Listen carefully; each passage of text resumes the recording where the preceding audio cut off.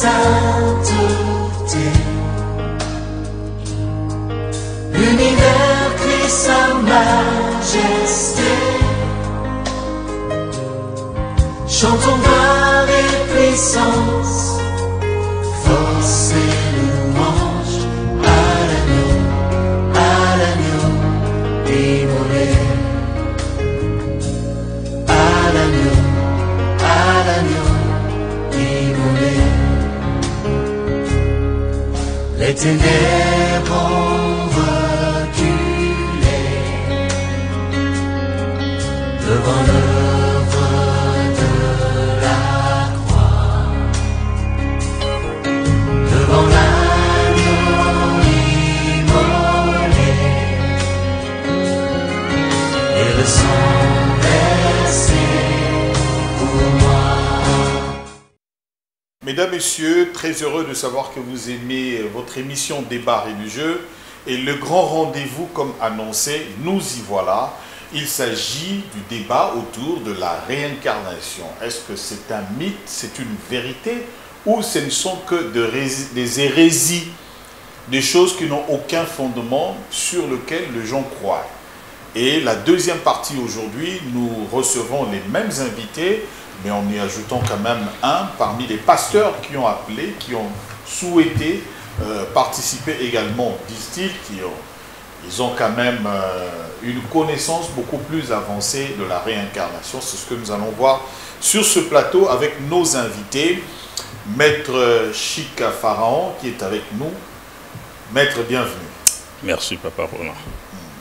Et de l'autre côté, l'apôtre Trésor Michel Douka de l'Assemblée de Saints. Bienvenue. Merci beaucoup, Papa Roland. Et on a le pasteur Jérémy de l'église Mont-Carmel qui est également avec nous. Pasteur, bienvenue. Merci beaucoup, Papa. Bienvenue à tous. Alors, avant de commencer, j'aimerais qu'on suive cet élément. Et sur base de cet élément, comme nous avons établi le principe définitionnel de la réincarnation, il y aura des réactions des part et d'autre. Potoyeba, Ezan Degenini réincarnation, est-ce que Ezan n'a pas dimension il y a pas réincarnation?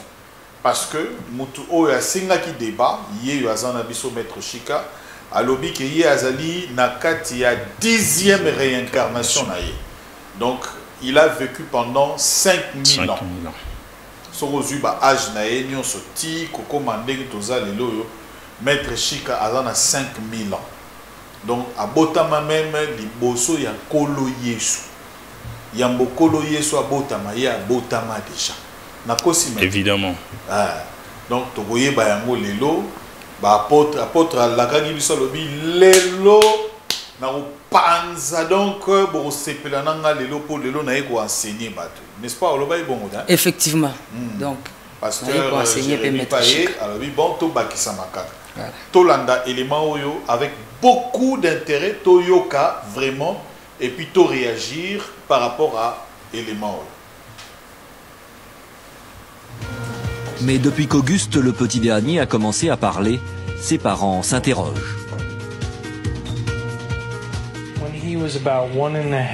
Un jour, Gus devait avoir 1 an et demi. J'étais en train de le changer et il m'a regardé et il m'a dit « Tu sais, quand j'avais ton âge, c'était toujours moi qui te changeais. » Et j'étais sidéré. Son grand-père est mort 1 an avant sa naissance. Il ne l'a donc pas connu, mais il a toujours prétendu être sa réincarnation. Et à chaque fois que l'on parlait de grand-père Ogi, il disait « Vous parlez de moi ?» Il était si catégorique que ça semblait complètement naturel. Les parents de Gus ne sont pas au bout de leur surprise. Dans l'album de famille, il est capable de reconnaître son grand-père alors qu'il ne l'a jamais vu.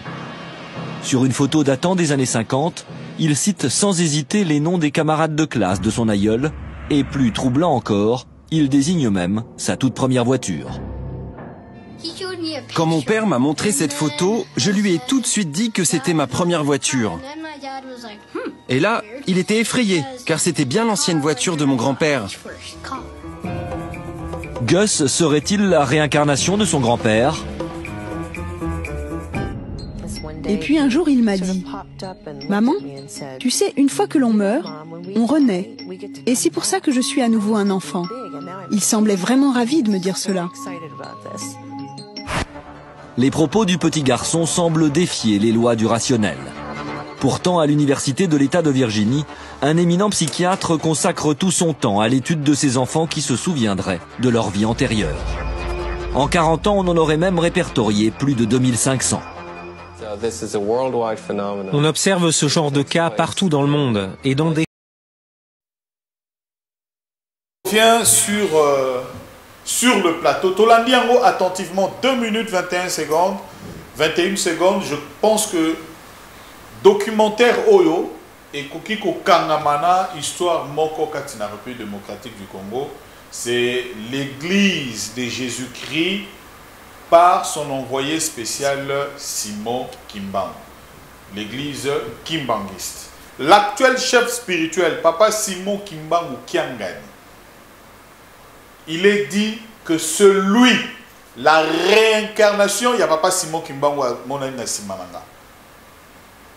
N'a peut-être ce toujours comprendre. Il a dit document Oyo. Moi, on a azali réincarnation, il y a grand-père Nayi.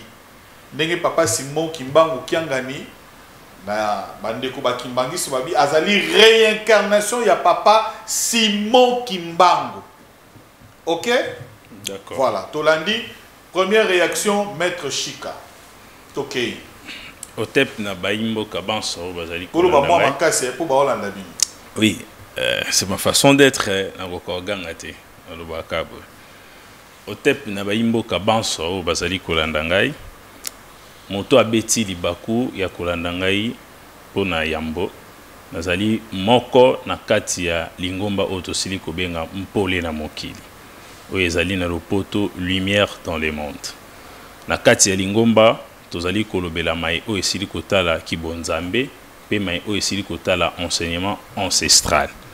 Na yango na se présenter bongo po bato bele bazala na botata banité ya ko comprendre makambo nazali koloba. Débat ezalaki la fois passée tolobela sur la réincarnation, ezali moto akufaki pe moto azongi. Ezali bosolo pe esali magana kati ya mokili. Batu bakufaka pe batu basilaka kozonga.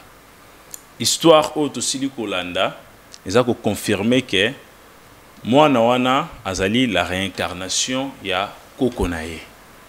Alors na ba rite ancestrale na biso soki fumu akufi na kati ya mboka soki tozana posa azonga na kati ya mokili tozalaka na ba cérémonie oto salaka bakozwa lokola likonga bakotia na kati ya sarcophage na ye bakozwa liputa ya mwasi na ye bakolatisa ye pe bakozwa elembo bakokata ye awa na maboko bakotia ye basine e bakoenterre ye na ba naissance o bana bakosila kobotama il faut mwana moko abima na sine wana oya kufelaki na yango. Alors eza babiloko esalemi maintes fois na kati ya Congo pe na kati ya libota na biso moko naza na leki o azali réincarnation ya koko na ba même signe. Pour la spiritualité ezali basée na esika ya basine. Alors biso nyonso esengeli na biso sikoyo to se poser ba question, est-ce que Nzambe a continuer à produire ba âme to Nzambe a produit sa rabat âme te? Les questions à poser bandeko tombe aux paroles le Seigneur va répondre à côté ana européen ça siko vrai avancement il y a la réincarnation. Question na ngezali bebo landanga très bien. Est-ce que Nzambe a produit toujours ba âme to aza déjà na stock mort à sala et goya ko se multiplier après. Alors na défendre les soucis que la réincarnation est-elle réelle? Ngamoro na na 10e réincarnation nangai. 9e réincarnation na qui soldat militaire na katia Égypte et singele na ngana zwa ba temps ebele jusqu'à ce que na zonga pona sa la recherche scientifique pona kindoluka sarcophage nangai. Au moment où je vous parle, j'ai été déjà en Égypte pour des recherches, il y a sarcophage, il y a mikou nangai moko. Avant était na silakoya awa. Alors il se retrouvait na Héliopolis où ils ont une étude scientifique na finance pour te trouver l'ADN vrai, il y a os dans ngai. Donc ngai moko naza témoin vivant, il y a la réincarnation. Na yebi ba vie na ngai nyonso, il y a les passés. Na côté na domaine religieux, peut-être pasteur Azakité, et Sengeli Ayoka quelques versets on appelle ça qui. Oui, na lobaki très bien le livre ya Malachie 4. Nzambe appelle ça qui promesse avant Messie asila koya et Sengeli Eli asila kosala nini kozonga na kati ya mokili. Mais tomoni na bomoi ya Jésus tikino a commis une époque où Sengeli Jean-Baptiste appelle ça baptisimo mais Eli asili comment on en a été. Batu ba mi posa ki ba question mingi que Messie a koki koyate sans pour autant Eli asila kozonga. La question va alors se poser, est-ce que Nzamba salaki erreur na prophétie à Malachie 4 ton Nzambe a koki kosala erreur te. À ma connaissance nabi que Nzamba ko sala erreur te. Après sa promesse, puis promesse ane Sengeli et se réaliser. Alors Eli Lokola déjà a se faire disparaître, donc à Koufaki n'a utilisé le terme bien, et Sengeli na Eli azonga nde Eli azongi nanzoto ya Jean-Baptiste. Tant qu'on zongi nanzoto ya Jean-Baptiste aïe pour faire accomplir mission. C'est la raison pour laquelle tant où Jésus-Christ a silisi que soit baptisimo et pas Jean-Baptiste, Jean-Baptiste a bimé lobi, il y a une macacité, il y a aussi la copie c'est baptisimo. Pourquoi? Jean-Baptiste savait très bien que Oyo a lu le sang des saints et a lu omniscient, omnipotent, a lu maître, mais dis-moi, à se faire camoufler pour n'akaraba o initié va comprendre, mais bah moins initié comme vous, ça sera difficile de comprendre. Bazaba moins initié. Ils ne sont même pas initiés, bazaba religieux. Alors, le domaine où on a le domaine religieux, Jésus n'a jamais été chrétien, ni musulman. Il était spirituel ancestral, avec des pratiques ancestrales. Alors, non, papa Roland Koka, tu as été ministre en Israël. Au salut 6 minutes déjà. Ah, merci beaucoup. Bolimbi si soy. Bolimbi si soy na Lexi Ngonga. Va répondre question nanga. Voilà, va répondre question na yote, ba kokota na réflexion par rapport à sujet ndenge tozo kende. Ngam tu na poser ma question. Ba question na yo tuni ezana ndenge yozo développer nini yo. Bango bako mema bango te ba loba na ndenge na yo. Bango ba na ba argument na bango o ba kopesa. Apôtre Douka, je pense qu'on l'a dit sévèrement, ouais. C'est qu'il a dit à propos, il y a réincarnation, Yemoko, Mwananabango, et puis Baham et enfin Jean-Baptiste. Loba. Merci beaucoup, Papa Rola. Na PCP Mbotebile Bato, Baolanda Biso, Kolo Apambola Bino. Bo simba biso vraiment na bo kebi nyonso na bo siki nyonso po to étaler vérité parce que émission oyo eza po to enseigner peuple nzambe vraie parole et la vérité. Non seulement na enseigner maître Chika mais surtout beaucoup plus bato balanda biso yé arozonga na raison après. Voilà, merci beaucoup. La première des choses to yé bananu ke Dieu est esprit. Les commis Mokozolo dans Nombre chapitre 16, le verset 22. Mokolomoko peuple israélite basala kimbeba hérétique nasuka tia point d'interrogation. Loba mais. Ouais. Basala kimbeba ya kubala basi alibanda onzambe a interdire bango, nzambe a frappaki bango, bayaki liboso ya tente d'assignation, balelaki balobi oh Dieu, le Dieu de l'esprit de toute chair, c'est-à-dire mutu nyonso o azana chair azo porter esprit oyo nzambe azo kamba. En d'autres termes, Dieu est le maître de tout esprit, même yemoko otobenga généralement diable, mais en vrai nom naye Belzéboul oyo azalaka pe esprit oyo nzambe azo kamba ko sala loko te son nzambe ordonné yango te. Vrai nom naye nzambe pe ça. Vrai nom naye c'est Belzéboul, ce n'est pas le diable. D'ailleurs, le diable, c'est un... Oui, le diable, non, Lucifer, c'est porteur de la lumière. Là, tant que qui n'a trône, à Lucifer. Mais aujourd'hui, il ne porte plus la lumière. Oui. Hein? Le rôle à Banda que jouait, c'était Lucifer, porteur de la lumière. Ok. Tokende na ba yo obenda mo ba biloko moko mikemi tokende. Ça na faire comprendre. Allez-y. Alors faire comprendre biso que Nzambe akambaka milimo nyonso. Mais yemo ko penza Nzambe ya lobi na écriture à lobi, j'ai mis devant toi deux chemins. Les bons et les mal, ngana conseiller opona, il y a bien. Celui qui a créé l'enfer, c'est Dieu. Celui qui a créé le royaume des cieux, c'est Dieu. Mais Dieu nous conseille, il y a qu'à poursuivre le royaume des cieux. C'est pour vous dire quoi? Aujourd'hui, les gens qui croient dans l'incarnation, d'après réincarnation en fait, d'après connaissance nabango, naba pratique nabango, ils ont raison dans leur cas. Parce qu'en réalité, tout vient de Dieu. Mais Dieu change de dispensation et la façon d'agir. Parce que la première personne à nous promettre la réincarnation, c'est Dieu lui-même. Il nous a promis la réincarnation dans deux personnes. C'est Élie et Moïse qui vont revenir. C'est pourquoi vous allez remarquer que Bibemba bato mi balé bato ba mona ngote.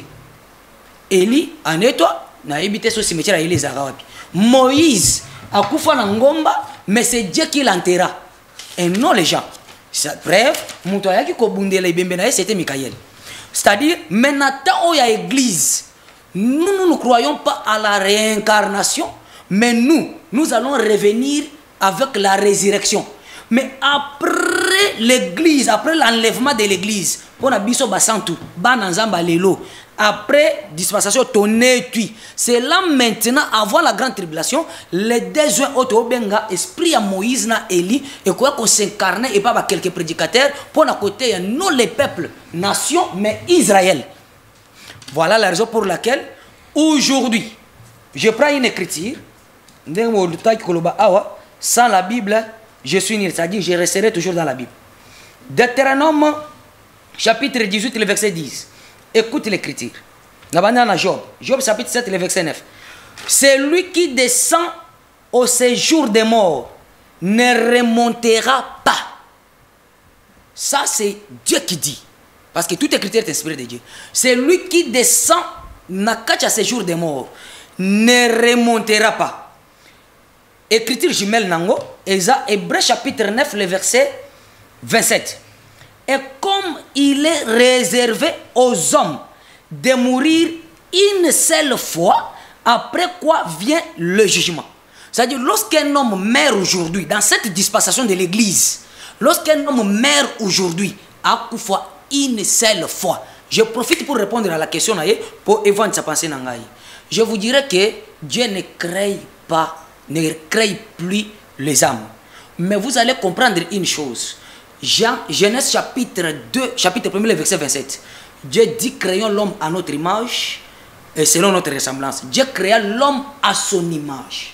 Vous voyez? Et il dit à l'homme, dans la création, Dieu créa l'homme et la femme. Il dit, multipliez-vous et remplissez la terre. Là, c'est l'homme esprit. Avant que Dieu forme l'homme, dans Genèse chapitre 2, verset 7.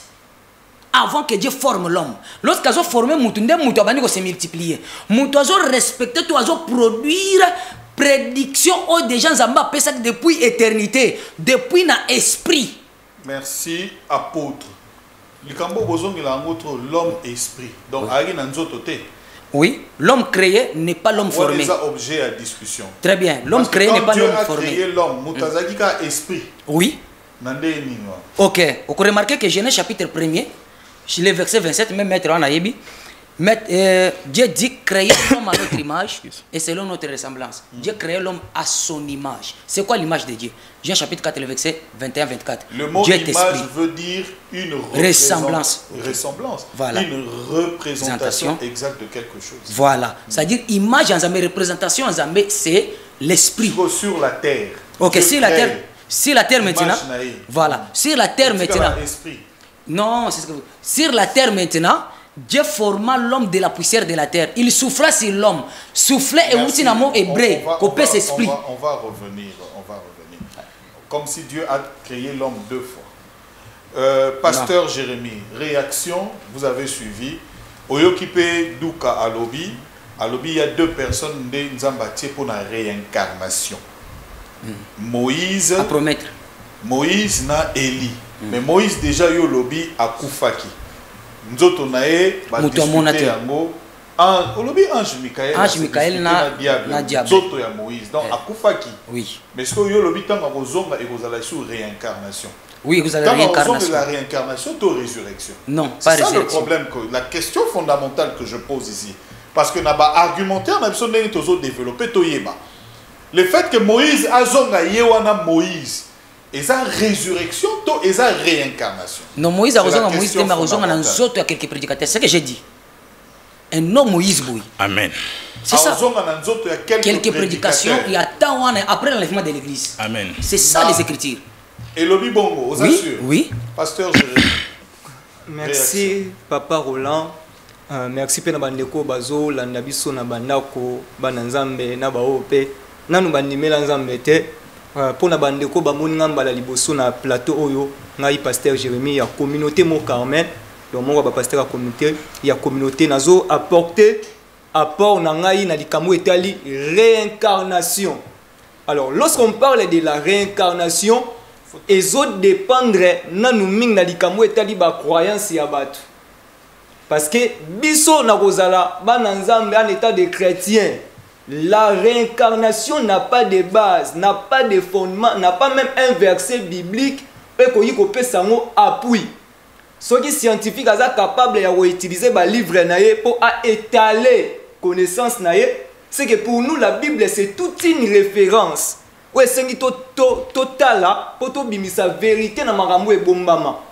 Alors Bible yango moko déjà na mukanda ya Genèse nzamba zotaliza mutu référence à bisika rozonga Genèse chapitre 3 le verset 19 alobi oza mabele orozonga wapi na mabele na Genèse chapitre 6 le verset 3 azoyebisa Noé alobi mon esprit ekobika se côté kati na moto po kaka mutu aza mutu alors na limité ba jour na ye na 120 ans. Déjà à partir de ces deux versets, nous allons remarquer que Nzambe a-t-il limite. Il y a âge dans Genèse chapitre 6. Mais auparavant, l'homme avait la capacité de vivre longtemps. Et ça, bika 983 ans. Bazali. Alors, pour nous les croyants, la réincarnation n'a pas de place. Parce que tant que la doctrine oyo, balobi que mutoza na capacité ya kozonga na mokili pour abongisa ba erreur na ye akometaki autrefois.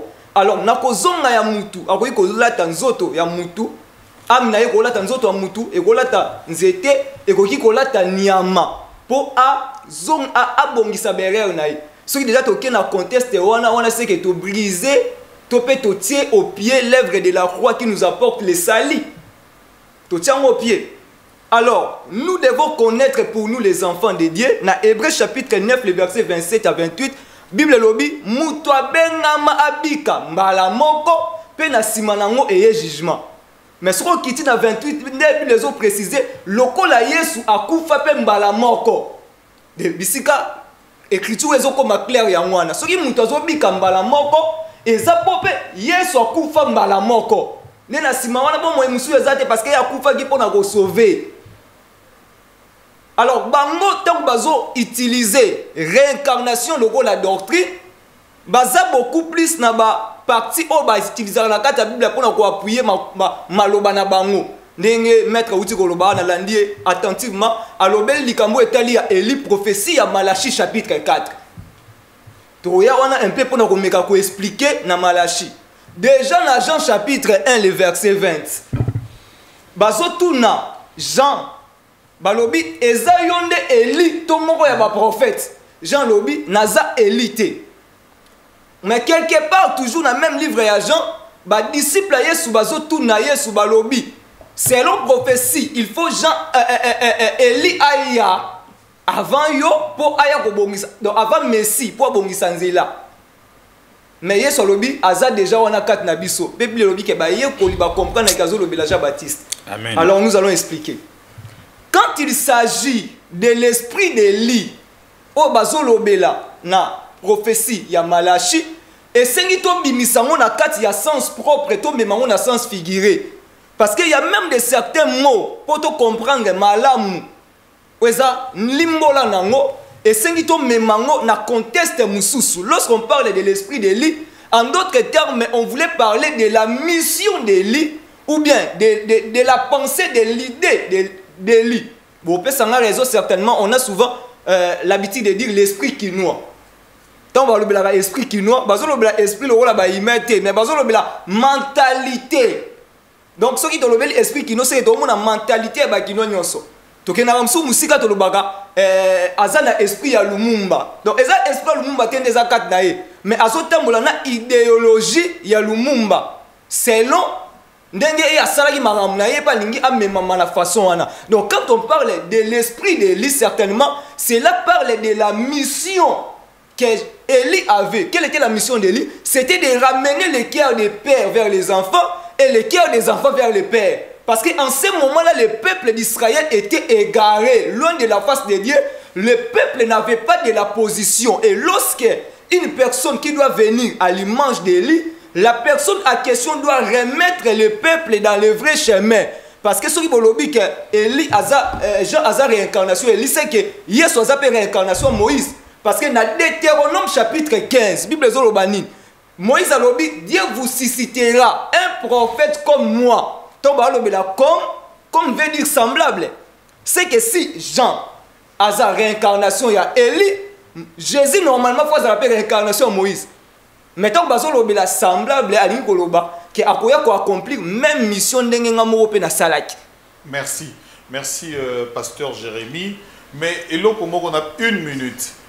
Mais apôtre il y a lobby que Moïse a se réincarné. Élie pas se réincarné. Après l'avènement de l'église. Selon l'eschatologie. Apôtre que soit lobby bon ils ont a prier maître Chika. Ah bon. Pour à l'obel d'Élie comme réincarnation. Esprit mais nous l'église et pas à moi batou. Nous l'église. Apocalypse chapitre 11 parle des oliviers et les deux témoins. On n'a pas même mentionné les noms dans l'Apocalypse chapitre 11, on n'a pas même mentionné les noms, mais on parle des deux témoins et les deux oliviers. Mais si vous allez dire que Molimo ya Moïse na Élie roya egola ta banzo to abatu egozo réincarnation c'est Moïse pena baroya eza molimo esprit ya Moïse na roya egola ta batu là appuyé déjà côté il y a maître Chika pour na ke ekozala This église, c'est la résurrection des morts. Merci. Alors, donc, apôtre Kefo.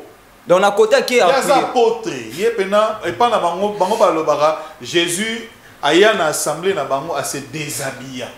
Bon, on a comprendre que Jésus s'est déshabillé, c'est-à-dire qu'il n'y a rien de caché chez eux. Ouais. Maître Chika, réaction, parce que tout à l'heure, au moni réaction, il y a apôtre, aux super réactions, il y a pasteur Jérémy. Vous en dites quoi? Merci beaucoup. Je pense que Bissonnier Stomoni Bandeko Basali défense d'abord très bien. Et là, c'est Pélissinga Makasi. Bango tout va d'accord na réincarnation. Pasteur Aboy. Té. Voilà et non pourquoi nabi qui est pas le bien d'accord. Déjà apôtre a confirmé. Merci, bravo beaucoup. Kobi Malanga Awa. Je pense que vous avez un cadeau, puis on peut s'orientation est bien pour aller dans les vrais. Dans la vie, il faut montoise à l'encadrement est bien pour comment dans les vrais. Et les pasteurs aussi même. Pasteur autour a très bien l'esprit. Dans ce pélara, tout ce qu'il y a un terme même encore. Et pour faciliter bien esprit qui noie, les termes au bas employeur. Pour nous voyez Maître Chika, où ils allaient 10e réincarnation, il faut sonder alors le passé. Batala caractère, il y a Maître Chika le passé, ça qui nini, na caractère où ils allaient l'eau, na esprit où ils allaient qui kala, na esprit ils allaient l'eau, ce qui différence ils allaient. Ce qui esprit a Élie, il y a un qui s'est manifesté par Jean-Baptiste, c'est déjà la réincarnation. C'est déjà la réincarnation. Donc, osa, en français, vouloir quelque chose avec son contraire. Et alors, donc, déjà, non, esprit, il y a Élie. Ceux qui déjà ont affirmé qu'il s'est manifesté. C'est que ceux qui ont contesté, il faut confirmer un peu par Moïse. Il faut qu'il y ait ça, pasteur. Mais oh, Moïse. Il faut qu'il y ait loba qui est, il n'y a pas loba. Donc, tant que des gens affirment au bongo, directement, c'est la réincarnation. Tant on lui pose une question sur Moïse, puis Jésus Azali, réincarnation à Moïse, non, oui. Nachem Hamam Foresh, dernier livre, il y a 33e degré, il y a la haute franc-maçon, vous allez trouver, on parle de l'esprit de Élie, de Enoch, de Moïse et de Jésus, qui sont les 4 Métatrons Sarpani, les 4 porteurs du trône dédié. Alors, on retrouve toute forme de nuance et explication et esprit à Jésus. Et on a affirmé l'issue sur le bas que Jésus a zali réincarnation, il y a tous les esprits nuance qui envahissent. C'est la raison pour laquelle, tant on va dire que Abraham Moninga a sepeli, les Juifs, ils n'ont même pas 50 ans. Abraham a sepeli. Avant Abraham Azala, donc Azali déjà la réincarnation, il y a tous les prophètes nyonso. Il y a un temps où il y a le binini. Naye ko bakisate, naye ko longolate, mais naye ko sanini, naye ko sukisa. Naye ko sukisa nini. Incompréhension au bino bozana yango. C'est la même chose au peuple juif bazaki dans les temps anciens. Donc baza ba continuité à ba païen. Mais bazo comprendre le domaine il y a Christ, il faut expliquer bango. Peut-être va comprendre grandeur il y a Christ. Alors na rokota sko na page mususu oyo ndeko alobela ki sur la mort de Moïse. Toza na Biblia awa tokoki kotanga pona komaki yango quelque part oyo ezolobela mort ya Jésus ya Moïse. Te na konyo alibanda. Jude. Te mort ya Moïse to mona ngo na Josué 1. Tant Nzambe aza ko établir Josué. Ayebisi boy. Mosali na ngai Moïse akufi. Yonde muto ko kaitsa bana nzela. Nzambe établir puis Nzambe muto olobeza ngate. Ezape koko ba Moïse tembeza Nzambe. Nzambe muta étudier terme ya liwa ya Moïse. Alobi ke mosali na nga Moïse akufi. Alors, token de sous plus loin le livre Matthieu, Nzambe mutalobeli que Moïse a koufi. Mais tout le monde dans l'époque il y a Christ. Dans le livre Matthieu, Christ a kéi ko sambela na ngomba na 6e jour, ajuka 3 disciples. Tant on dit ko sambela, esprit à Élie et apparaître, esprit à Moïse et apparaître. C'est ça ce qu'on appelle la nécromancie. C'est ça la haute initiation. Alors, mais on a la vérité. Mais nazon di mam, nazon di melo rote, papa. Naza grand débatteur, j'attends mon temps. Donc je suis un grand débatteur. Déjà à partir de Wana, directement la nécromancie, la réincarnation, c'est déjà confirmé. Yango moni moko ya disciple ebisi Christ ebisi nkolo nasala ba temple misatu moko ya Eli moko ya yo moko ya Moïse lokola Christ ebike temple oya zoluka na sala ce n'est pas alors le moment temple ça déjà yo moko so ika kondimi parole wana oya za ko expliquer yo alors ngai maître Chika qui est haut initié ya ko se débattre na bino c'est la honte pour moi. Oh, maître. Et comme honte, vous excusez-moi vraiment. Vous avez Congolais, vous avez plus âgé que moi, peut-être vous avez plus âgé que Bino. C'est la honte. Merci, maître. Minute et coquille. Merci. Apôtre, monsieur leçon. Merci beaucoup, papa Rola, mais je regretté ma casse parce que mon tasso, ça la honte, c'est le maître Chika. Je ne m'attendais pas à ça et surtout aujourd'hui. Démontrez, papa. Okay. Je ne m'attendais pas à ça et surtout aujourd'hui. Je le répète, lorsque vous écoutez quelqu'un mal, vous interprétez ma mandingue na français balobi ce qui se conçoit bien s'énonce très bien, voilà. Et les mots pour le dire viennent aisément. Voilà. Il faut que yo se faire comprendre parce que yé à lobby yo comprendre. Bah tu peux ba Hollanda ba comprendre ba exemple oyo yé azu. Nakozo atana ngana loba. Allez-y. OK. Nata ona loba dans loba connaissance vraie oyo eza bongo na makambo ya nzambe démontrer biso na oloba connaissance te oyo ya papa Rola te oyo ya maître Chika te oyo ya bato balanda biso te base vérité. Allez-y apôtre, démontrer. Je venais d'expliquer que nzambe atambolaka na ba dispensation na batemps. C'est que ndenge maître Chika nde aza boye ayebi bisika nzambe aza lelo te. Pe lelo manière nini nzambe oyo akela likolo na se azo agir lelo te. Maître Chika zui Matthieu chapitre 17 oyo Eli na Moïse bazo apparaître alobi keza nécromancie. Nécromancie eza du fait ya évoquer ba mort. Maintenant je prends Deutéronome chapitre 18 le verset 10. Écoute ce que l'Écriture dit. Maintenant vous allez me dire que Dieu s'est contredit. Qu'on ne trouve chez toi personne qui fasse passer son fils ou sa fille par les faits. Personne qui exerce le métier de devin, d'astrologue, d'augure et de magicien. Là, c'est Dieu qui dit. C'est-à-dire, dans la maison d'un enfant de Dieu, tant bien, aux cours bien, aux comment bien. Là, maintenant, c'est une honte pour moi. Étant qu'un ministre de la parole, prédicateur de l'évangile éternel, dans un libosso, donc, là où il y a les magiciens, il y a les bateaux basalaka devant inde bisiko to okuta bateau basalaka nécromancie lokola ba appel ya ba mort.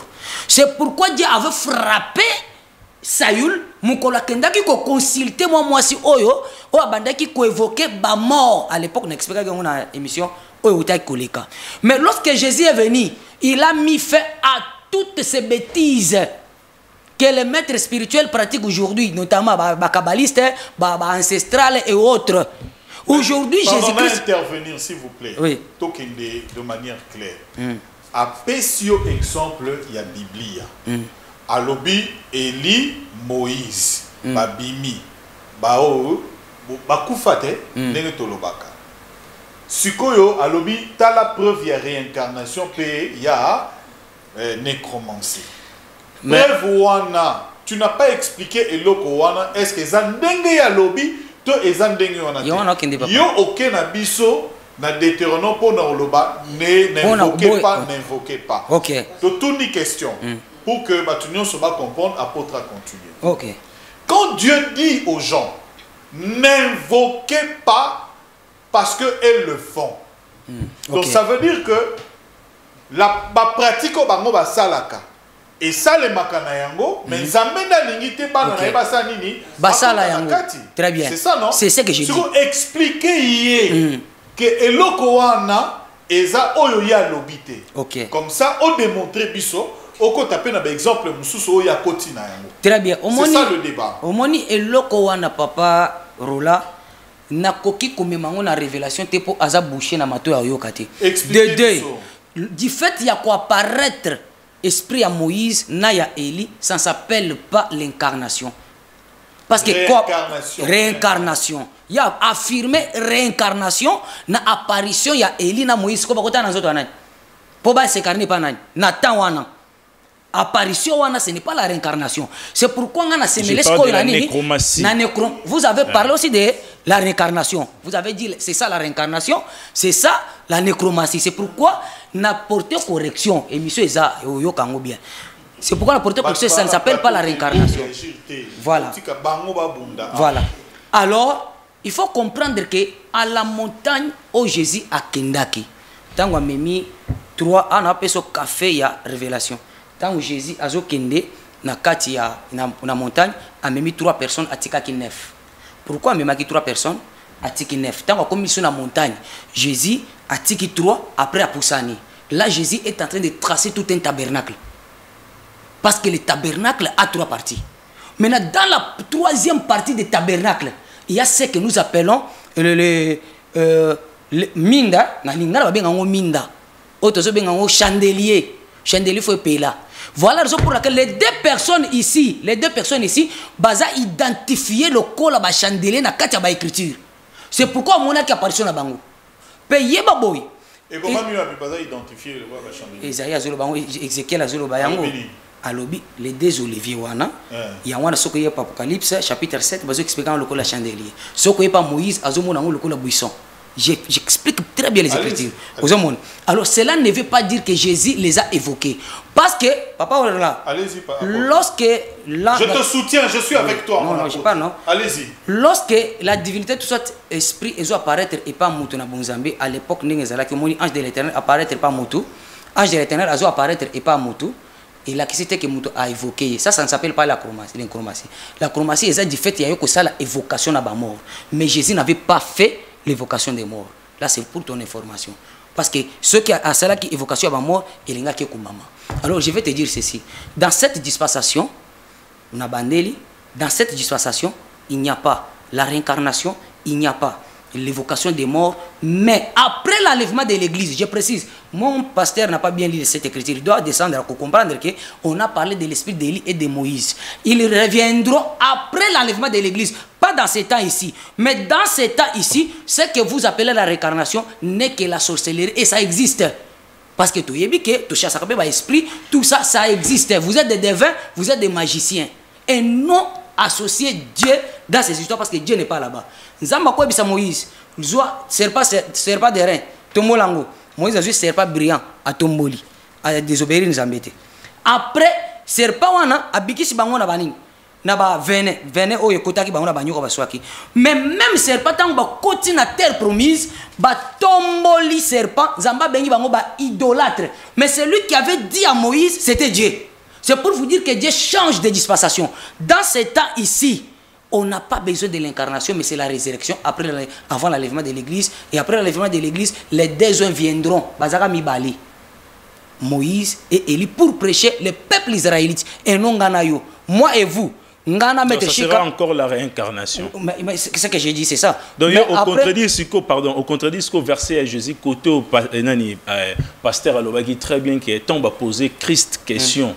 Que Sengeli na Eli Azonga, pour na été mission Kokisama. Jésus Alobi très bien. Déjà, Eli a saïnini, aïe. Ce que vous contredire na Christ. Tous contredire verset. Pour ça, verset, on a terminé à commis. N'a pas ça verset, on a commis quelque part. Pasteur, c'est la contradiction avec Christ. Réaction, il y a pasteur et puis Maître Chic aux parole. Merci beaucoup. Maître Chic qui s'affirme toujours comme un esprit supérieur. Donc ce n'est pas un problème. Na esprit supérieur, on ne peut pas donc koloba geye soza réincarnation ya ba esprit nyonso, ya ba prophète, ya ba nyonso. Jésus n'est pas une réincarnation. Jésus, c'est l'incarnation de la divinité. Jean chapitre 1. Ce qui est livre de vie, la Bible, Jean chapitre 1. La parole qui s'est faite chair. Dans Genèse chapitre 1. Mon qui les ont salamana liloba. Dans Jean chapitre 1, va expliquer biso lilobango. Yango et latinzoto. Ce qu'on a Jésus, c'est la réincarnation. Yamili Monyoso, Jésus c'est l'incarnation de la divinité. Il était Dieu sur la terre. Jésus c'est l'incarnation de la divinité. Donc parler de cela, on passe la Bible. Parce que dans Genèse chapitre 1 au commencement, c'est la parole. Et Jean chapitre 1, on nous affirme que cette parole s'est faite chair. Afin d'aller dans 4 sabbats. Alors parler que Jésus est la réincarnation de tous les esprits, et ça, on nous passe sur la Bible. Alors, vous avez parlé dans Jean chapitre 8, dans Jean chapitre 8, Abraham a lobby, votre père, Jésus a lobby plutôt, votre père Abraham a tressailli de joie de ce qu'il aurait vu mon jour. Avant qu'Abraham fit, je suis. Continuez d'écrire à moi là. Ils ont l'accès que Yesu Azalaki a yé les sous. Il faut bien nous expliquer que incarnation. Je suis. Donc Nazalaki. Yesu aza incarnation ya divinité.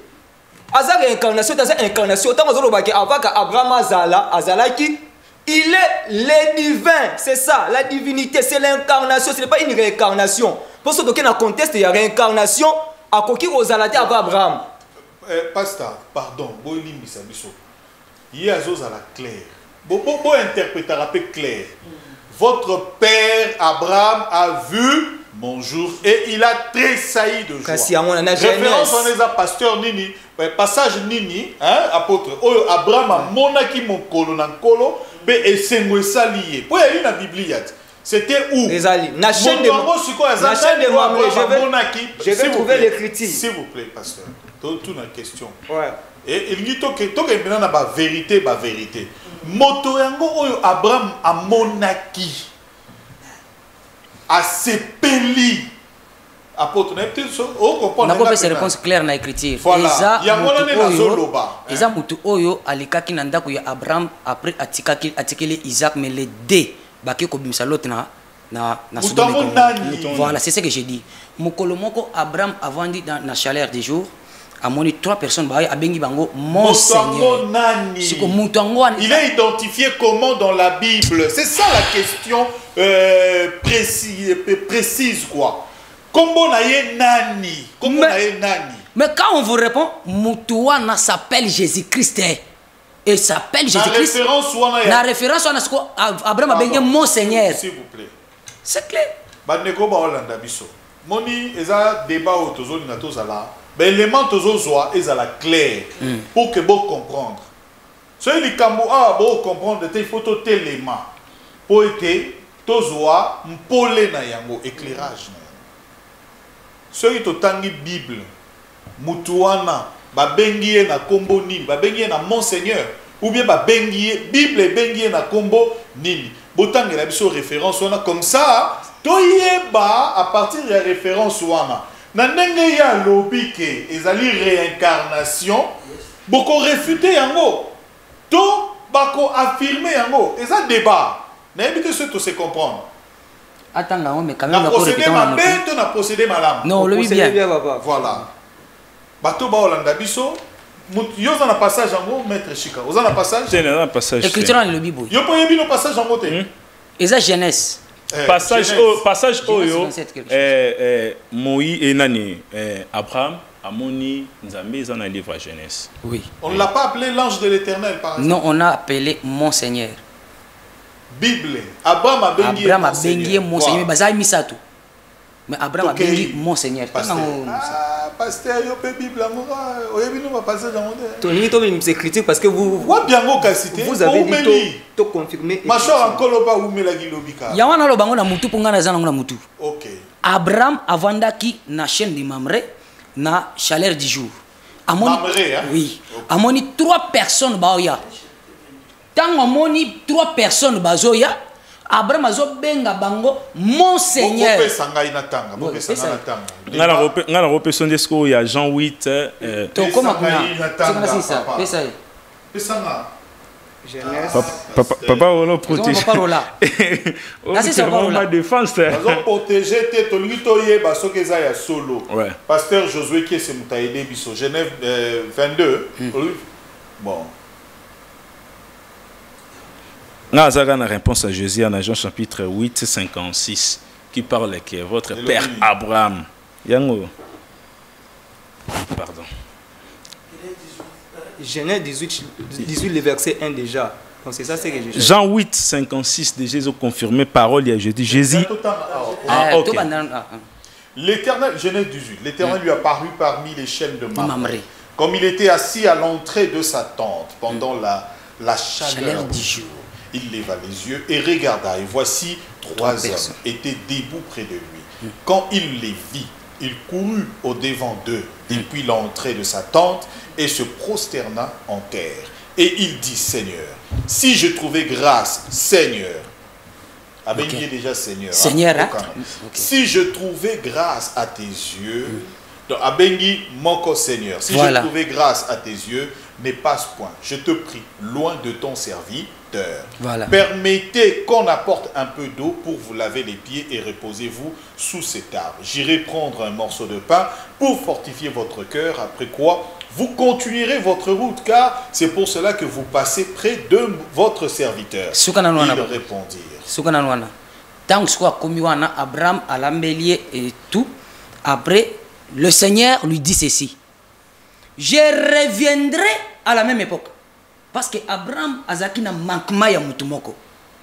Je reviendrai à la même époque et Sarah ta femme aura un fils.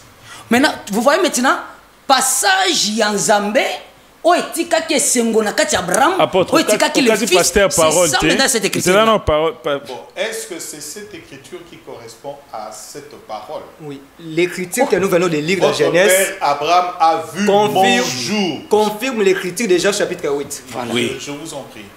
L'expression voir le jour du Seigneur veut dire quoi? C'est là où se cache la réponse. Mais pas plus la réponse exacte, c'est Babi, ils ont confirmé. Ils ont confirmé. Allez-y. Oui, c'est ça, c'est ce que j'étais en train de dire. Oui. Abraham a vu les jours du Seigneur. Abraham était dans la chaîne de Mamré. Assis, à mon 3 personnes basées dans la direction de Genèse chapitre 18. Et confirmé cette écriture. C'est ça. Donc c'est la même écriture que Jésus a confirmé dans Jean chapitre 8. Ça veut dire que Abraham a mon qui déjà, mon qui est la chaîne de Mamré. À mon avis, la chaîne de Mamré, Azaki tressaillit de joie. Donc c'est la confirmation de l'écriture. L'homme que Abraham a vu, donc c'était un ange. C'était Dieu lui-même. Les 3 hommes. Mais attendez, sous quelle forme? Il y a un c'était Dieu lui-même. Mais Dieu lui-même là, avec quelle forme sur la terre? Parce que le problème ici, c'est la forme que nous avons sur la terre.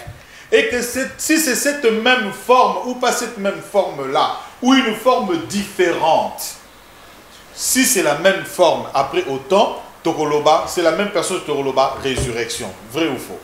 Mais si ce n'est pas la même forme, Moni, et Yesuko, Aya Bimisko Mutumususu, Torobengango Nini, selon ma thèse autres, c'est là où vous allez refuter ou accepter. C'est là où lui aussi va confirmer ou il va rejeter. Je vous comprends, papa. Oui, je vous comprends. On a ça là pour que lui surtout se mettre dans le niveau que. Et ça débat est comme ce que. Oui, je vous comprends. Pour on a PC non, il y a parole d'immunité, apôtre.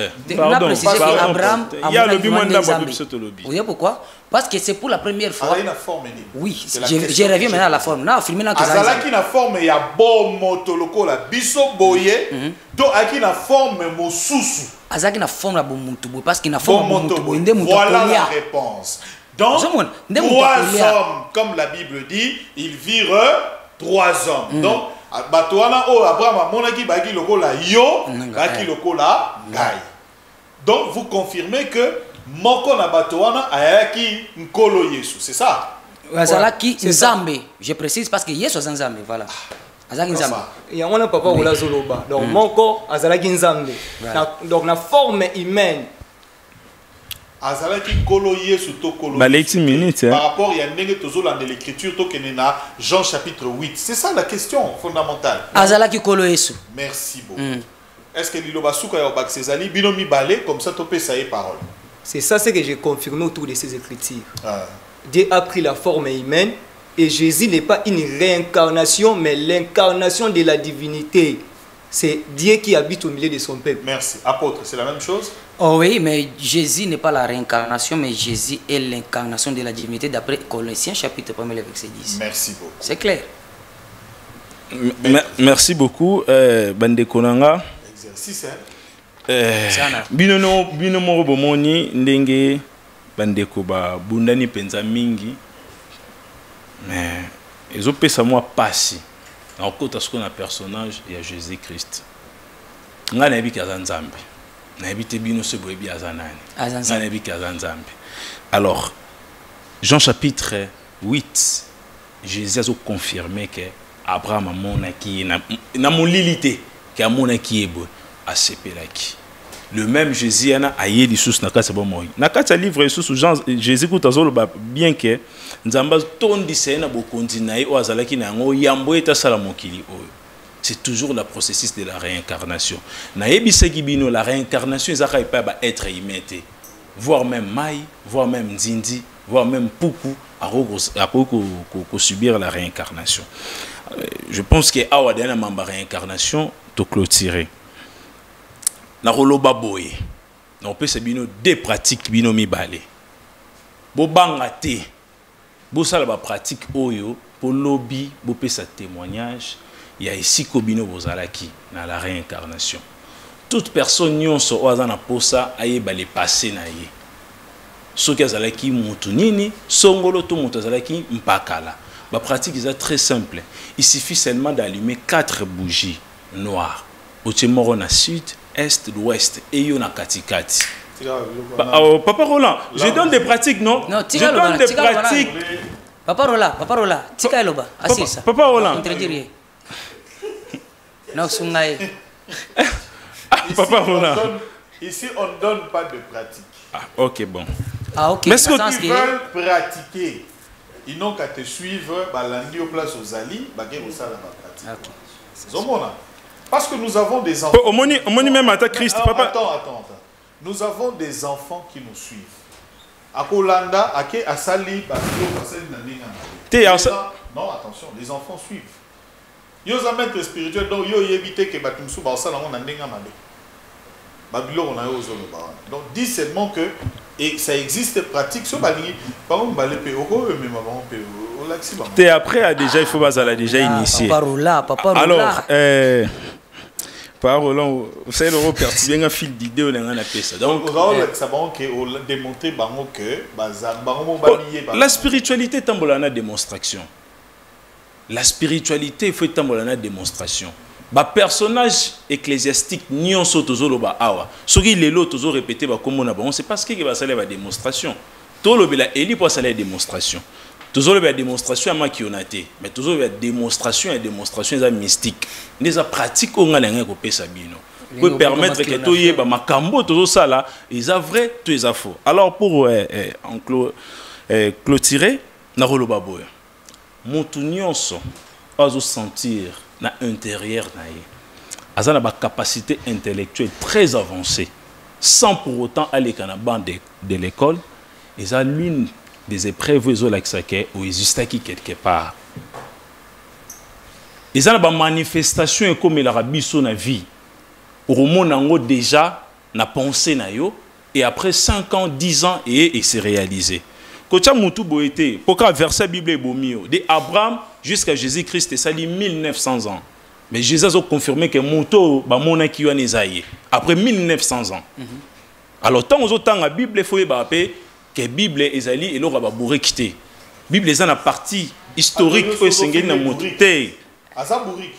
Bon, na retiré alors terme. Na lobby que les alliés livre ba bourré quitté. Donc tant que vous avez esprit et la capacité intellectuelle pour calculer la date qui est de Jésus-Christ jusqu'à Abraham, et ça allait d'abord combien des années 1900 ans. Que Jésus a confirmé qu'Abraham a mon qui est.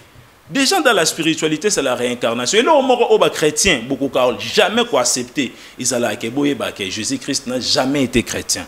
Et là, on a passé par les chrétiens. Jésus-Christ a été spirituel. Arosa na religion, il est religieux. Yango monitangu ba mangombe ye, ba romé ba idéologie ba mangomba. Ba bito zora le pierre angulaire, to zo eto koti na kati, to pakolana poto mususa buzoba. Mais ba to bazolanda les écritures na sens ezali spirituel, ba wa affirmer que marambo maître Chika zoloba ezaya solo. Na loba ki awa te papa rola bazu minutes ebele bazu 21 minutes bon mi ba. Na loba ki awa. Na mboka nyonso tozalaka na bakondi. Lokola biso awa tozana président de la République na biso azana capacité ya moto ba condamné à perpétuité. Yé azana capacité lo ba ke boyelanga moto wana. Na opiso exemple moko o ngana zoelaka ngombongo à l'époque ngai. Et ça là qui na garde moko ande ki ko travailler par ancien président. Ande ko travailler ko bongisele char. Garde wana ba kangai mwasi na ye pa na ngai. Na sala ba méditation mobali na bima. Na bandi ko sala ba pratique na bise bango to sala ngo dans 7 jours. Dans 7 jours eleki na 9e jour le ancien président Bimi alobi nazana posa mutu songolo kingani aya bakenda kolongola mutu wana na prison ya Ndolo sans pour autant bazana ordonnance ezaka rappel ya pamba nde mutu bimisi mutu wana mais mutu wana salaki erreur mo grave autre ko expliquer erreur ya salaki donc ils allaient prévient mystique. Alors ceux qui président de la République a la capacité ya kolongola mutu azaki na kufa ya condamnation azongisi na vie à vivre vie normale et bon ce qu'on nzambe incapacité ni noza nango kwa zongisa amwana na vie. Merci. Papa Rola, na sepeli makasi na maître Chika par rapport ya azondi milarana Jésus. Parole te wole limba mo loba kaka. Pour makambo buke zebele. Ngana okele mawa.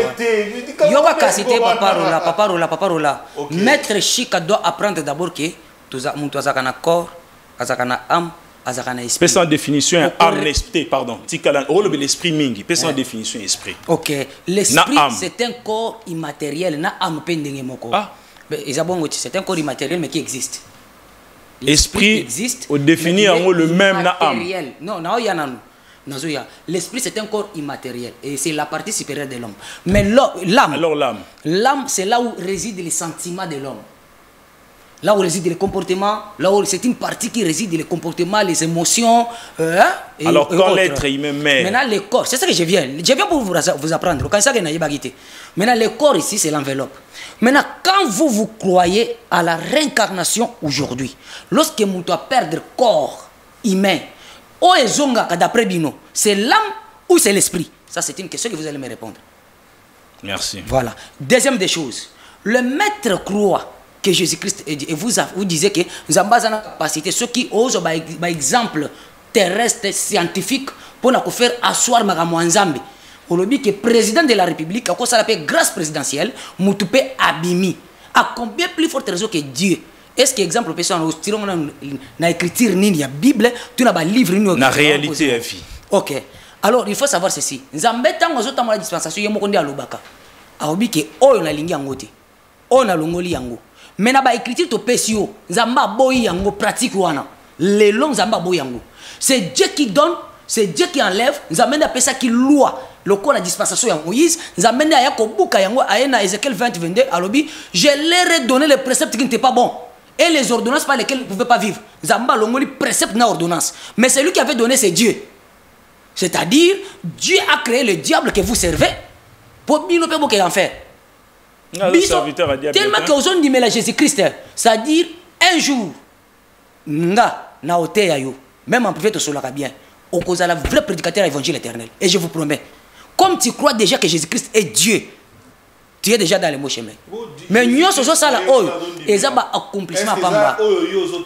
T'aider Papa Rola, mettre à Kosibiso, Abibiso makamba calcul, bien qu'il retraite de Ambaloba Bouriki. Abibiso makamba calcul, mais yemo ça calcul mabé. Azana dit réincarnation, mais azana 5000 ans. C'est-à-dire réincarnation moi ça combien d'années?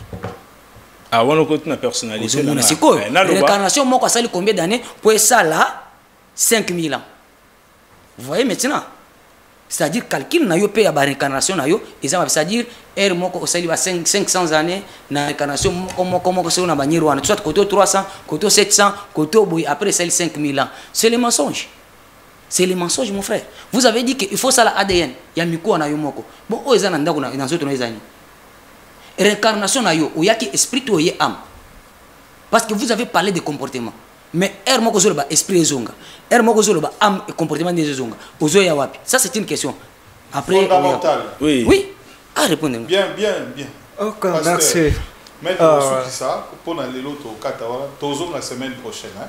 Problème té. Soro lingi hein. Dans la révélation judéo-chrétienne, nous devons savoir que l'homme est un composant. L'homme est un composant matériel. Et l'homme est un composant spirituel. Lorsqu'on parle de la côté matériel, c'est le corps.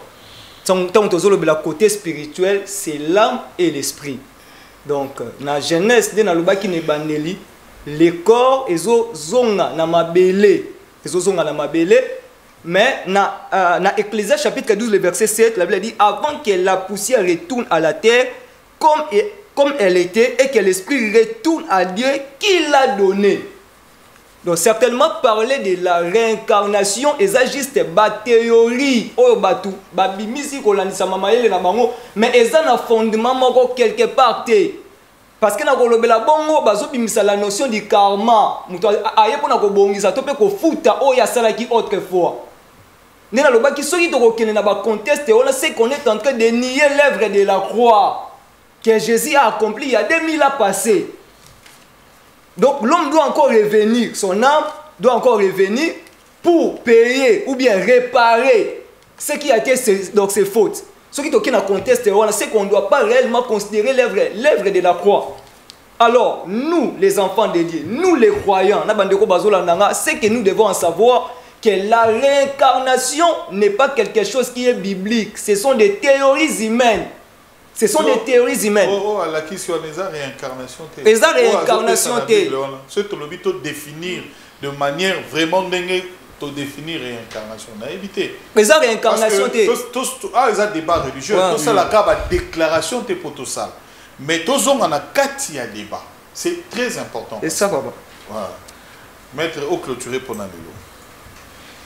Premièrement, apôtre, soyez mon toubaki au tikaye na lilita, bakomani, que son âme repose en paix. Bah on s'adresser na corté, bah on s'adresser na âme. Pour âme ne te subissera ce qu'on appelle les karmas et les dharmas. L'esprit est anti-matière et le corps et l'âme est matière. Par définition ésotérique. Alors, ce qui monte à se réincarner, na âme, na esprit, bazongaka. Dans l'ensemble, et là, on monte à perdre, ils ont nzoto. Pour nzoto, tu considères comme vêtement au montoyer pour ça l'expérience mon corps ou les physique. Et nzoto jusqu'à aujourd'hui, ils ont la place où créer un corps humain et un être humain pour la production. Alors, on est ça le monde des génies. Pour moi, si ils ont la capacité de faire ça, moi, na elongi, peut former. C'est la raison pour laquelle, dans l'ancestralité, moi, si ils ont na mokumba, makambo ebele. Pour même qu'on change morphologie à moi. Alors, on a principe spirituel, ils ont expliqué, même un principe scientifique. Ils ont expliqué que maman a la capacité à repérer sa moine forme. Alors, dans la spiritualité, ngai, papa, nous avons une énergie, nous transmettons à maman pour abomba yango. Pour moi, c'est réceptif et passif. Donc, ils ont recevé, pas créé. Alors, mobali, ils ont la capacité à voir même sexe à moi dans la spiritualité. Nous avons besoin de savoir que fois na yeba kiyo yambo etokota na libumu ya mama na yo. Ce que ton nzamba se montre que na yeba kiyo. C'est que nzamba bi ke monto na zaki quelque part ande kozela temps ya monto na sa nene akoti na libumu mama na ye. Otep na ba pour les banso basili kolanda biso. Tokutani à la prochaine. Le prochain débat est au lundi. Nous avons quitté. Ok, au voyager. Braza. Ça sera le prochain débat la semaine prochaine. Mardi, c'est mieux. Mardi. Pasteur Atouni, pasteur Jérémie Atouni Alobi, si la réincarnation est à solo, quelle est la part de l'œuvre de Christ à la croix pour que Matouba soit le salut, l'opico, et le salut qui a un caractère éternel? Première question qui est fondamentale. Expliquez-nous l'œuvre de la croix, parce qu'il ne suffit pas seulement d'en parler. Qu'est-ce qu'il a vraiment accompli sur la croix? L'œuvre de la croix a-t-elle aboli toutes les théories autour de quelles on parle de karma, où l'homme doit subir sur la terre Makamunae Oyasala? Deuxièmement, Maître Alobi, âme na esprit et zongaka. Alors, question fondamentale, les amis, qui est l'homme au fait?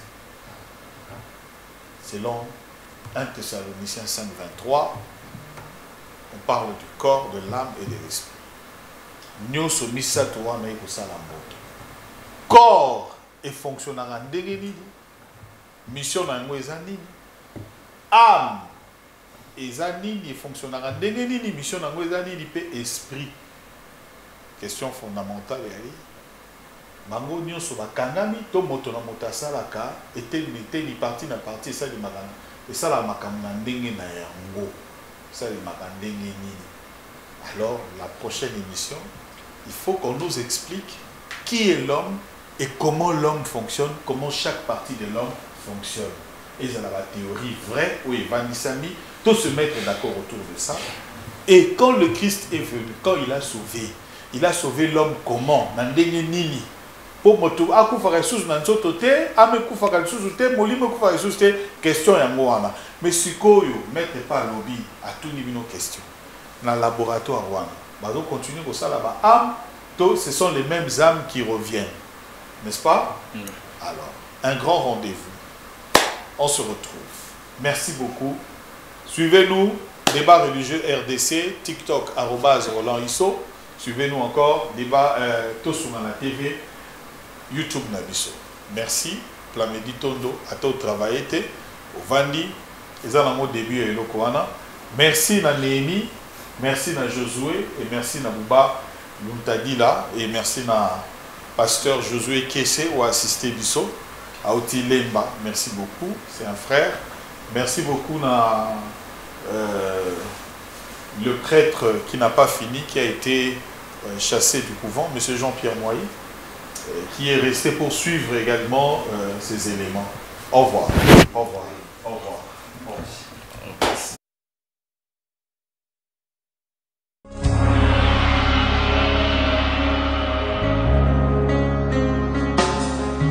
Tous les anges de sa sainteté,